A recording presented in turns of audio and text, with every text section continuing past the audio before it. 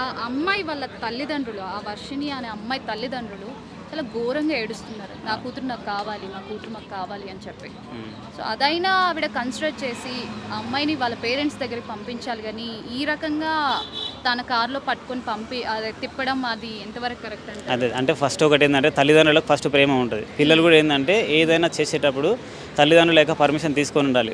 వాళ్ళ ఆలోచన వేరే ఉంది. మీ ఆలోచన వేరే ఉంది. అంటే ఒక తల్లిదండ్రులకు నా కూతురు పెళ్లి చేసుకోవాలి, పిల్లల్ని కనాలి అంటే కాపురాన్ని ఒక వంశాన్ని వృద్ధి చెందించాలి అనుకోవడం, వాళ్ళ పిల్లలతో ఆడుకోవాలని చెప్పి తల్లిదండ్రులకు అందరికీ ఉంటది. హ్మ్. కానీ ఈమె ఏమైందంటే ఆల్రెడీ బయట సమాజం చాలా ఘోరంగా ఉంది. హ్మ్. అట్లాంటి డిసిజన్ ఏం తీసుకున్నదంటే ధర్మరక్షణ కోసం వెళ్ళాలి. నా జీవితాన్ని ధర్మానికి అంకితం చేయాలని చెప్పి డిసైడ్ అయింది. హ్మ్. అంటే ఒక అఘోరిగా మారాలనుకున్నదా, లేకపోతే సనాతనంగా మారాలనుకున్నదా, సన్యాసిగా మారాలనుకున్నదా అనేది అది ఆమె ఓన్ అంటే ఆల్రెడీ మేజర్ అయింది కాబట్టి తన డిసిజన్ దాన్ని తీసుకున్నది. కానీ ఆ సమయంలో ఏం చేయాలంటే వాళ్ళ తల్లిదండ్రులు కూడా ఒప్పించుకోగలగాలి.